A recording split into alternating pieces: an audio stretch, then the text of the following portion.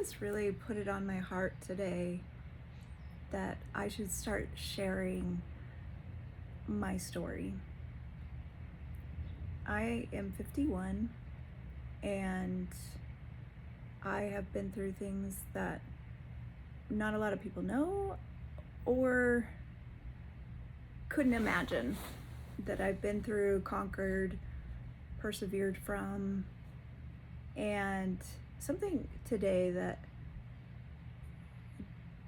has really struck a chord with me and lit a fire under me is worth.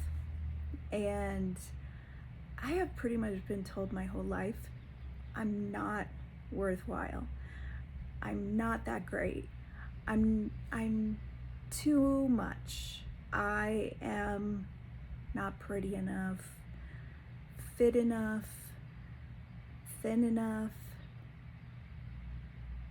I don't measure up. I'm not good enough. And those voices got really loud. So much that in my 30s, when my marriage to my first husband ended, I went full anorexic. I was 105 pounds after my twins were born. And I remember my ex-husband looking at me and saying, "Are you gonna do something about that belly?" And I was 105 pounds after twins. 105 pounds. And I remember looking at him and realizing, oh my gosh, you think I'm fat? Not my belly just carried twins and I somehow went back to like a very low weight for a grown woman, but that I wasn't enough. I didn't look the way he wanted me to look. I wasn't fit enough after carrying two babies and getting my undergrad degree and buying a house and having a career that I was making great money right out of college. And that pattern has been my whole life. I had body dysmorphia my whole life. So when I got pregnant with my twins, I was 93 pounds at 22 years old. No, 21 years old. I had them at 22 years old. And I was a small girl. I had been a gymnast. I had been a cheerleader in high school and college. I had competed on crazy stages like nationals in Orlando, won state in Colorado with my team. I won a national competition in Minnesota. And all the while, you know, I was fit and small for my age and all of that. Yet constantly I got told that I wasn't. And I didn't believe that I measured up. I didn't believe that I mattered. I had some unfortunate things in my life where people close to me, like my own father, I remember saying, oh my gosh, I was chosen to go cheer in front of Princess Diana in England because I won as the top cheerleader for a entire summer camp competition. And I remember telling my parents, really excited, hey, this is so exciting. I can go cheer in front of Princess Diana. I've been chosen. And I just remember my dad looking very directly at me saying, Amy, you're not that great. Don't get a big head.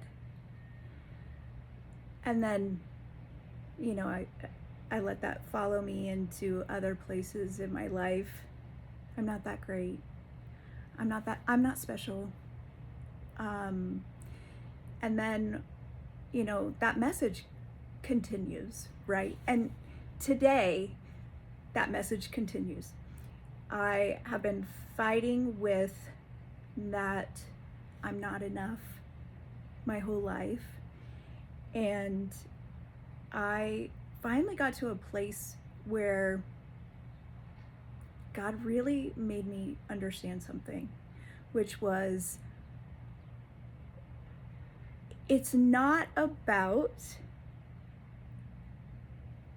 the people around you that are criticizing you and saying you're not pretty enough, you're not thin enough, you're not whatever enough. That never mattered. And Psalms 139:14 is where I feel like I want to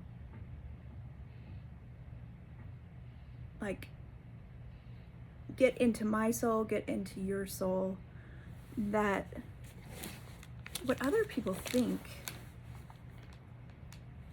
even what you think, because we can get really screwed up and we can get really mentally listening to the devil, listening to lies of people, taking identities we never were meant to take. And God is saying to me today, Amy Lynn, enough. Stop caring what these people say about you. Because what I have said about you matters, not what they say, not all the haters that hate, not all the people close to you in your extended family have said, not what people at work have said, not what a boss has said. No one determines your worth but God. And in Psalms 139:13, I just feel God saying to me, and I think he's saying it to you too, like, for you created my inmost being, you knit me together in my mother's womb. I praise you because I am fearfully and wonderfully made. Your works are wonderful. I know that full well. My frame was not hidden from you when I was made in the secret place, when I was woven together in the depths of the earth. Your eyes saw my unformed body. All the days ordained for me were written in your book before one of them came to be. How precious to me are your thoughts, O God. And so that is verse 13.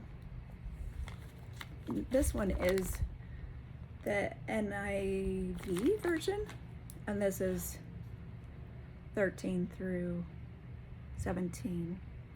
And then the NLT version, I have several Bibles here that I kind of reference.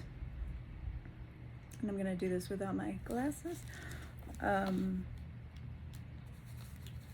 In NLT it says, you made all the delicate inner parts of my body and knit me together in my mother's womb.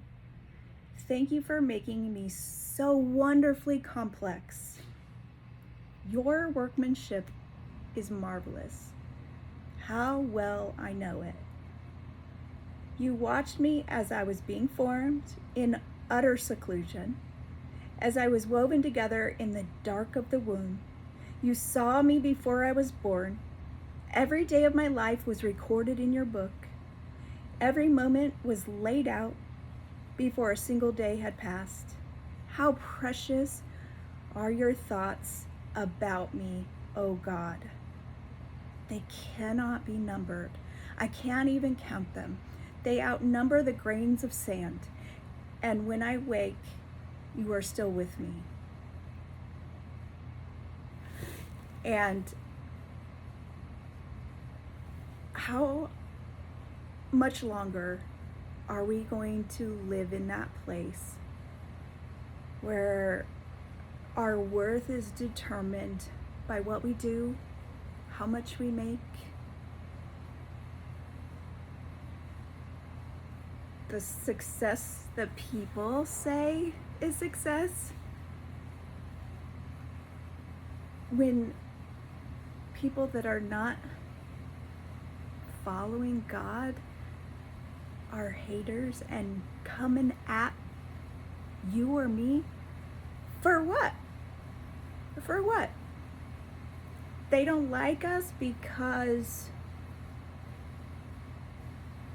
we stand up for ourselves. They don't like us because of whatever reason, right? And I just want to encourage both myself and you. You are enough. It really doesn't matter what someone else thinks, even you. Even you. It only matters what God thinks. And if you're following God every day and you're in His Word and you are praying fiercely for His will to be done in your life, trust that He has put exactly what He needs to in you to fulfill your purpose.